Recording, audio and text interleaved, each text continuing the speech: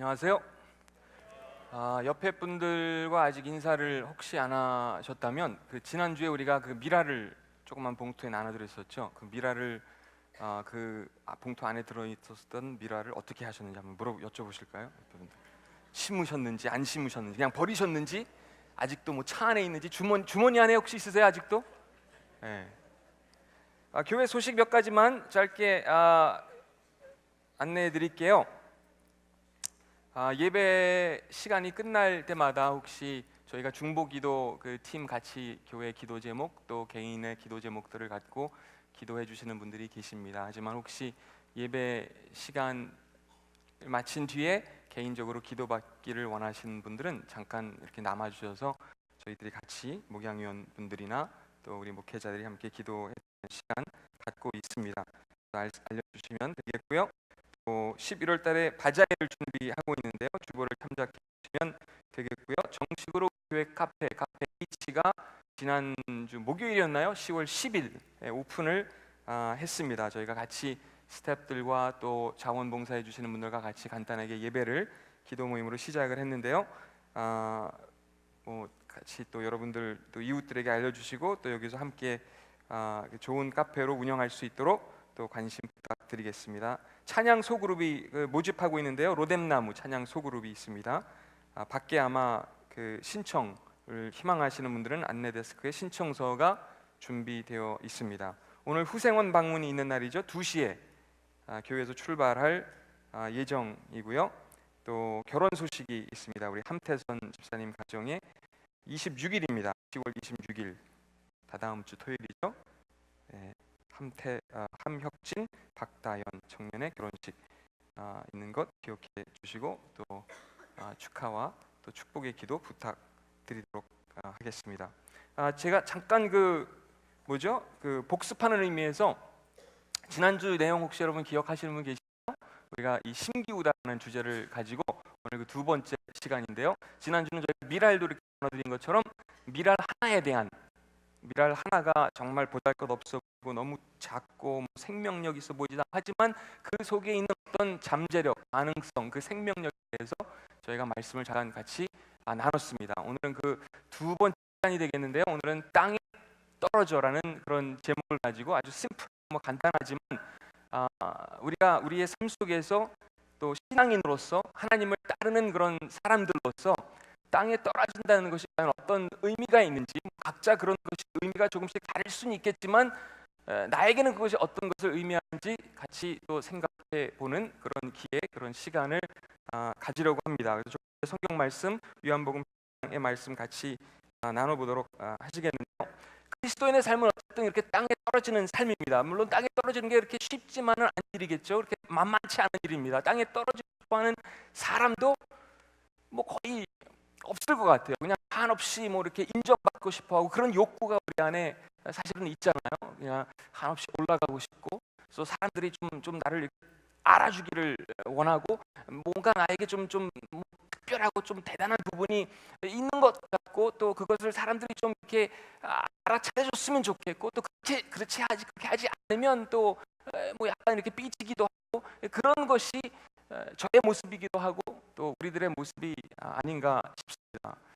얼마 전에 어느 교회에서 제가 아는 어느 목사님이, 이웃교회 목사님이신데요. 그분이 들려주신 얘기인데, 이제 그 당신 아들이 있고 또 그 교회 이제 전도사님이 또 계실 거 아니에요. 전도사님들이 또 여러 가지 사역을 도우면서 이렇게 있는데, 그 교회에서 특별 이제 기도하는 기도 기간이 있어가지고 전 가족이 이제 참여하는 그런 시간이었다고 합니다. 일주일 동안이었는데, 그래서 뭐 아이들까지 막 동원해가지고 그 이른 아침에 나와서 같이 이제 기도하는 그런 시간을 연초에 이제 가지신 거예요.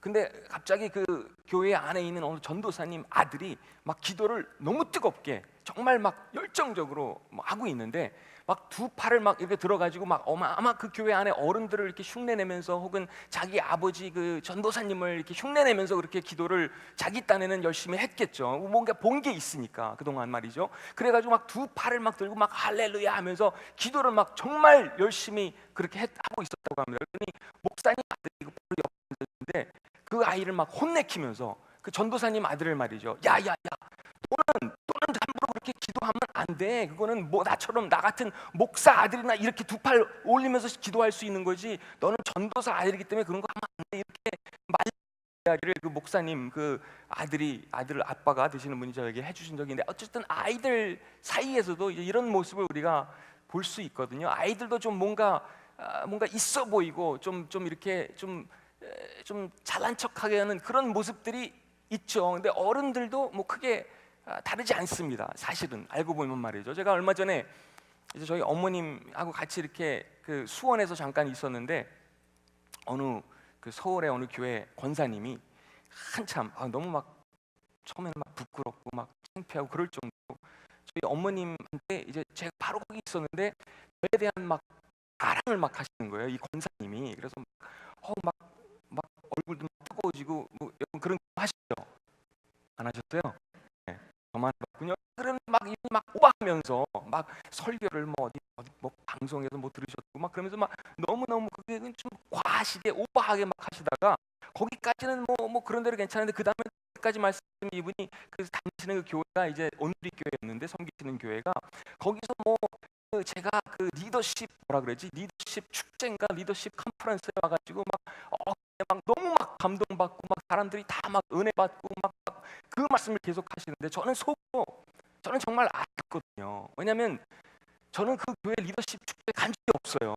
근데 이분이 이제 사람들이 가끔 저랑 저희 형이랑 막 이름도 비슷하고 막 헷갈리고 그러니까 저희 형은 거기 갔었거든요. 설교하러 그 리더십 축제에 말이죠. 근데 이분이 막 말씀도 얼마나 막 빨리 하시는지, 제가 그 말씀을 이렇게 거기 이렇게 비집고 들어가서 그거를 이렇게 어떻게 끊을 수 있는 그런 그것도 예의도 아닌 것 같고, 그래서 제가 그 순간에 그냥 그걸 그냥 최대한 즐겼어요. 최대한 그분이 막 저에 대해서 막 또 어머님이 또 어차피 제가 그 교회 갔는지 형이 그 교회 갔는지 모르시니까, 그래서 최대한 즐겼고 이제 그렇게 했거든요. 근데 그런 모습이 우리 안에 있다는 겁니다. 알게 모르게 이렇게 인정받고 싶고 칭찬받고 싶고 사람들이 좀 알아줬으면 좋겠고, 근데 땅에 떨어진다는 것은 그거랑은 좀 다르거든요. 그렇죠? 근데 그 일이 쉽지 않아요. 우리가 머리로는 알지만 그게 또 십자가 사건이 우리에게 보여주는 내용이라는 것도 우리가 알고는 있지만, 우리의 삶 속에서 그것을 표현하기에는 어떤 한계를 만나고 그것이 우리에게 쉽지 않다는 것을 느낄 수 있습니다. 하지만 본문의 내용이 그렇거든요. 본문 말씀 잠깐 같이 보실까요? 지난주에 우리가 읽은 말씀입니다만은 요한복음 12장입니다. 24절만 한 절만 일단 제가 읽어드릴게요. 내가 너에게 진리를 말한다. 미랄이 땅에 떨어져. 미랄 하나가, 그렇죠? 땅에 떨어져 죽지 않으면 한 알 그대로 있지만 죽으면 많은 열매를 맺는 법이다. 땅에 떨어져야만 어떤 열매를 맺게 되는 그 가능성이, 그 생명을 이어가게 되는 그 가능성이 그 속에 있게 되겠죠. 예수를 따르게 된다면 우리가 어떻게 보면 우리의 삶이 예수 그리스도를 따라서 땅에 떨어지는 삶은 옵션이 아닙니다. 그렇죠? 선택사항이, 그것이 어떤 것을 의미하든 어떤 희생을 요구하든 우리에게 있어서는 사실은 그런 선택사항이 될 수 없다는 겁니다. 재밌는 이야기 하나만 해드릴게요. 가끔가다 사람들이 저를 보고 사실인지 모르겠는데 누구를 어느 영화 배우를 닮았다고 하는 분이 가끔 계세요. 가끔요. 예. 근데 그 중에서도 이제 제일 많은 그 이야기를 누구를 얘기하시냐면 리처드 기어라는 분 혹시 아세요? 예, 영화 여기 나와요 사진이. 예, 이 사람. 근데 모르겠어요. 근데 어쨌든 그런 얘기를 이제 가끔 들어요. 그래서 제가 오늘 이제 요 내용을 좀 여러분에게 설명해드리기 위해서 어제 제가 집에서 흉내를 한번 뭐라 그러죠? 포즈를, 다음 사진 있어요? 네. 비슷해요? 비슷한가요? 앞 사진 한번 다시 보여주시고요. 예. 예. 예, 비슷하죠? 예, 모르겠어요. 근데 뭐 솔직히 제가 리처드 기어가 될 수 없거든요. 그렇죠? 아무리 뭐 노력하고 아무리 뭐 흉내 내고 뭐 아무리 뭐 옷 비슷하게 입고 머리가 조금 더 제가 희끗희끗해야 될 것 같아요. 완전히. 근데 어쨌든 그 사람이 될 수 없는 거 제가 알거든요. 근데 우리가 우리가 하나님이 될 수 없어요.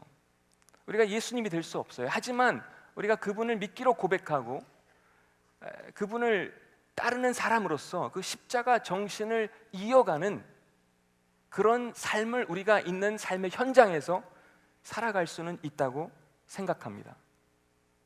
그 삶은 나의 영광을 위한 삶이 아니죠. 나의 인기를 위한 것도 아니죠. 그것과는 거리가 사실은 멀을 수 있어요. 어쩌면 나에게 정말 나를 불편하게 하고 어떤 희생을 나에게 요구하기도 하고.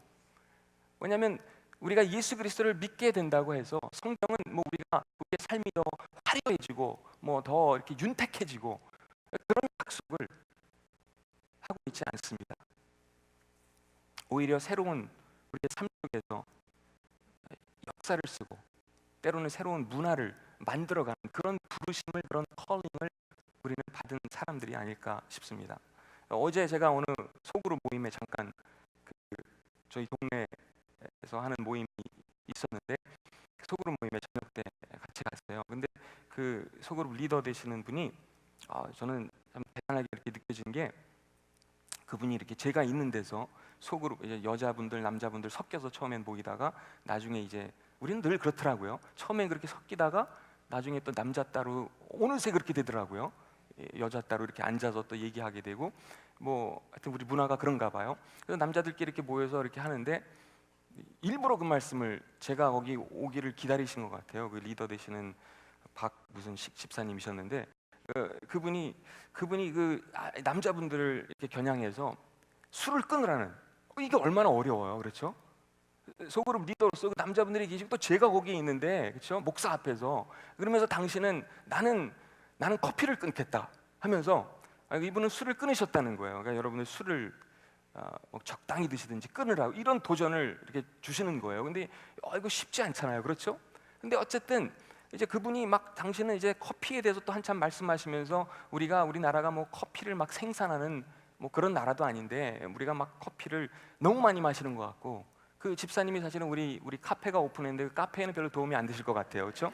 카페 운영에는. 근데 어쨌든 뭐 우리가 그게 뭐가 되든 정말 그리스도의 향기를 나타내는 그 삶이 나에게 어떤 것을 의미하든 우리 각자에게 조금씩 다를 수 있어요, 그렇죠? 내가 그것은 어떻게 보면 술을 끊는 게 될 수도 있겠고요. 어떤 사람에게는 뭐 카페인을 끊는 게 될 수도 있겠고요. 그래서 집사님이 말씀하신 게 옛날에는 우리나라의 이 숭늉 문화, 이 숭늉을 마시고 그게 참 구수하고 참 좋았는데 어떻게 언젠가부터 그 숭늉 이 없어지면서 이렇게 커피로 이렇게 대체되고 그러지 않았나 하면서 이렇게 숭늉 문화가 막 이렇게 회복되었으면 좋겠다, 이런 말씀까지 하시는데, 정말 우리가 우리의 삶 속에서 예수의 이름으로 뭐를 끊는 일이 되든 새로운 문화를 만들어가는 일이 되든 뭐 어떤 숭늉을 마시는 문화를 이렇게 새롭게 회복하는 일이 되든 우리 삶 속 하나님의 부르심에 그것을 듣고 또 그것을 우리가 반영하는 그런 연습, 그런 훈련을 하는 삶으로 하나님께서는 오늘도 저와 여러분을 초대하신 줄 믿습니다. 안선희 교수님이라는 분이 계세요. 이화여대에 계시는 분인데요. 기독교 학과에서 강의하시고 또 그 학교에 교목으로 섬기시는 분인데, 그분이 얼마 전에 안티 기독교 단체들의 질문에 답변하는 그런 자리가 있었다고 합니다. 근데 그분이 어느 한 단체의 그 안티 기독교 단체의 질문을 받게 되는데, 한국 기독교의 행태와 한국 기독교인들의 무례한 태도를 보면 애초에 기독교의 가르침 자체가 잘못된 것이 아니냐는 그런 도발적인 어떤 질문을 받으면서 그분이 굉장히 좀 순간적으로 당황스러워하는 그런 경험을 하셨다는 이야기를 들은 적이 있습니다. 근데 한국 사회에서 기독교인 각자가 보여주는 행위와 태도는 정말 상당한, 우리 한 사람 한 사람이 우리의 만남 속에서, 우리의 생활 속에서, 우리의 일터에서 그 보여주는 그런 어떤 우리의 말 한마디, 행동 하나하나가 정말 얼마나 많은 것을 나타내는지 우리는 그걸 잘 모르고 오늘을 살아갈 수도 있지 않나 싶습니다. 바닥을 좋아하는 사람, 땅으로 이렇게 떨어지기를 좋아하는 사람은 사실은 없을 것 같아요, 그렇죠? 하지만 그 자리에서 우린 하나님을 또 만나게 되고요. 또 하나님께서는 때로는 우리가 그 자리로 가고 싶지 않아도 그 자리로 우리를 데리고 가셔서 거기서 어떤 새로운 사건을 만나게 하시고 또 새로운 사람을 만나게 하시고 어떤 내가 지금까지 보지 못했던 필요를 보시게 하고 또 거기에 반응할 수 있는 그런 기회들을 우리에게 주시지 않나라는 생각을 하게 됩니다. 조금 불편해도 조금 익숙치 않아도 거기에 도전할 때 우리가 좀 더 앞으로 나아갈 수 있고 성장할 수 있고 발전할 수 있고 변화될 수 있고 그렇잖아요.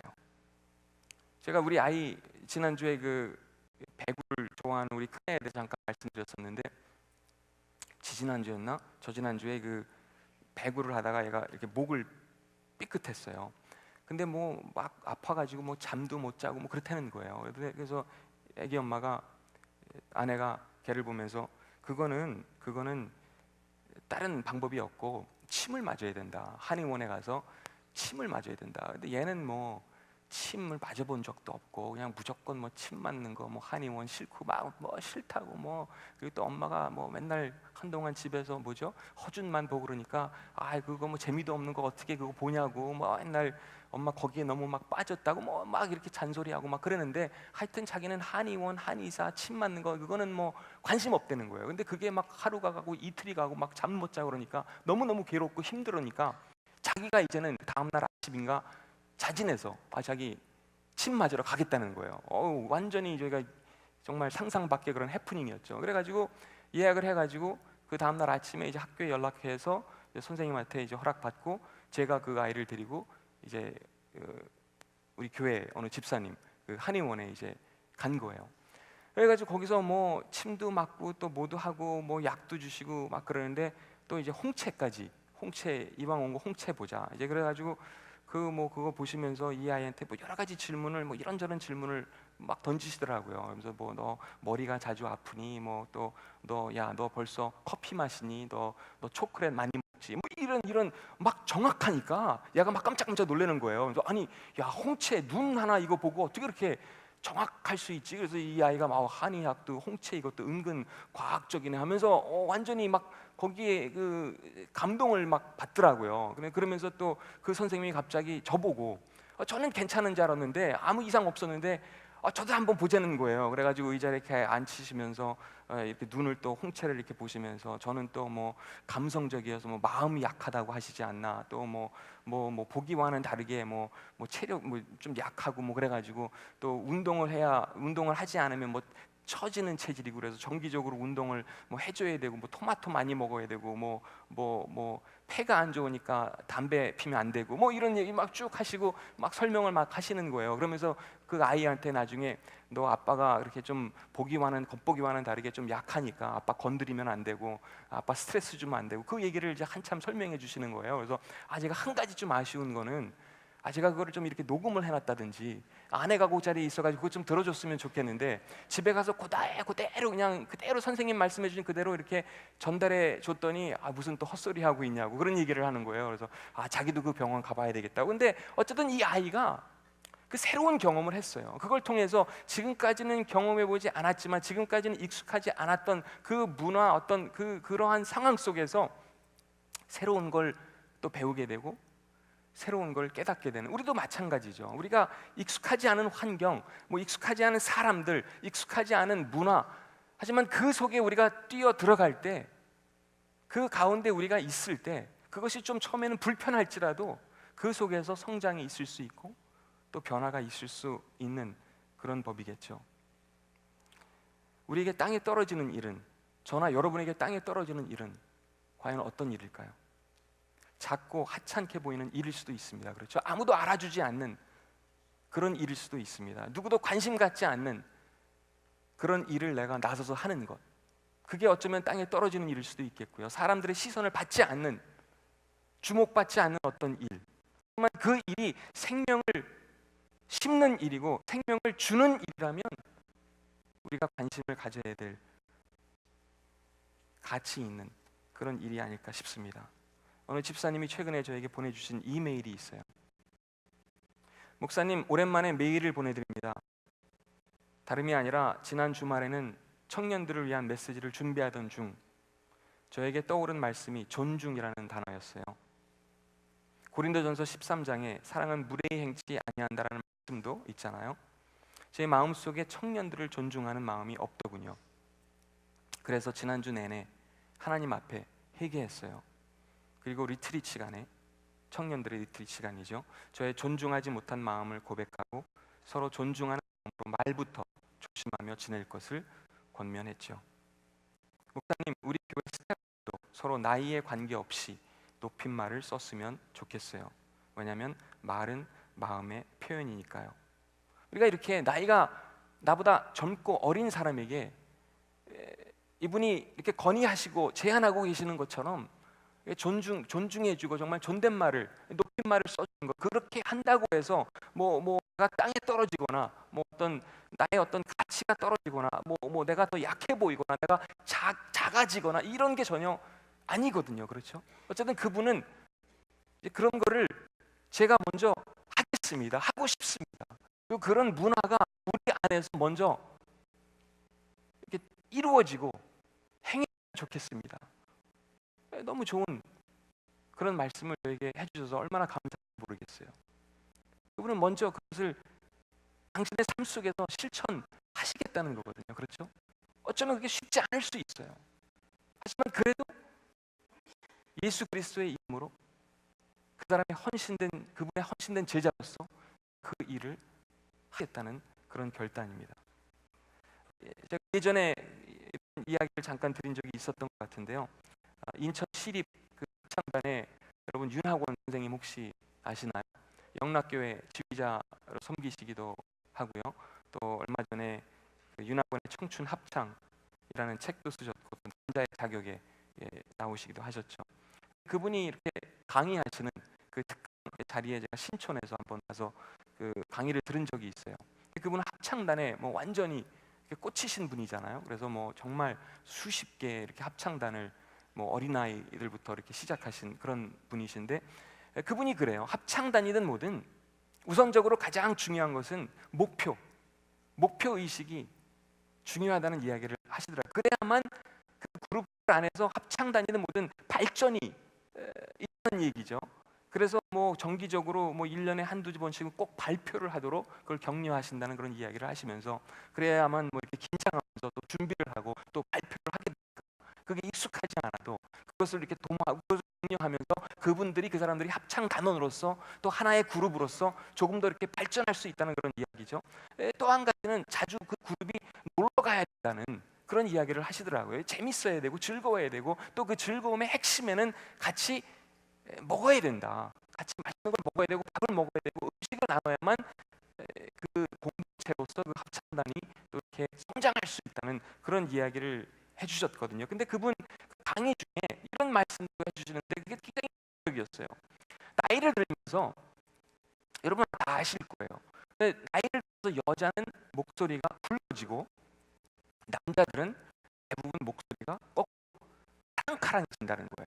그분은 이제 지휘자로 계시니까 얼마나 잘 아시겠어요, 그렇죠? 그 얘기를 하면서, 근데 문제는 이분이 합창단을 운영하면서 많은 경우에 그 한동안 그러니까 여자분들의 목소리가 굵어지게 되니까 소프라노를 하시던 분들도 사실은 어느 순간부터는 다닐 수 있지만 대부분은 액터로 이렇게 좀 내려가줘야 되는데 그게 싫다는 거예요. 그게 싫어서 다들 그냥 소프라노만 부르고 거기에 남아있기를 희망하기 때문에 그게 그 합창단을 이끌어가면서 가장 어려운 문제점 중에 하나라는 이야기를 하시더라고요. 모두가 소프라노를 하고 싶은 거죠. 그래서 합창단을 운영하면서 많은 경우에 그분들의 그 참여가, 그 헌신이 고맙기는 하지만 그분 이야기입니다. 많은 경우에 자신을 위한 노래가 되고 자신을 위한 합창이 되고 자신을 위한 찬양이 되는 경우가 많다는 이야기를 하신 적이 있습니다. 예수님께서는 어떻게 하셨나요? 자신을 위한 노래를 부르셨나요? 자신을 위한 합창을 하셨나요? 자신을 위한 찬양을 하셨나요? 아닙니다. 늘 하늘 아버지를 찾으면서 늘 그분의 영광을 위해서 사셨습니다. 그렇게 가르치셨고요. 땅에 떨어지는 것 결코 쉽지 않습니다. 또 우리 힘으로는, 우리의 어떤 의지로는 정말 어려운 일입니다. 하지만 하나님께서 예수 그리스도를 통해서 먼저 그 십자가의 길을, 그 땅에 떨어지는 일을 우리에게 보여주셨거든요. 저와 여러분을 생각하는 마음, 그것 하나 때문에 우리를 위해서, 우리와 죄와 허물을 위해서 땅에 떨어지셨습니다. 나를 위한 미랄 하나가 되어주셨습니다. 땅으로, 우리 곁으로, 우리 한 사람 한 사람 가까이로 와주셨습니다. 기도하실까요? 이 시간에 함께 잠깐 기도하실 때 내가 예수 그리스도를 따르는 그런 존재, 그런 사람으로서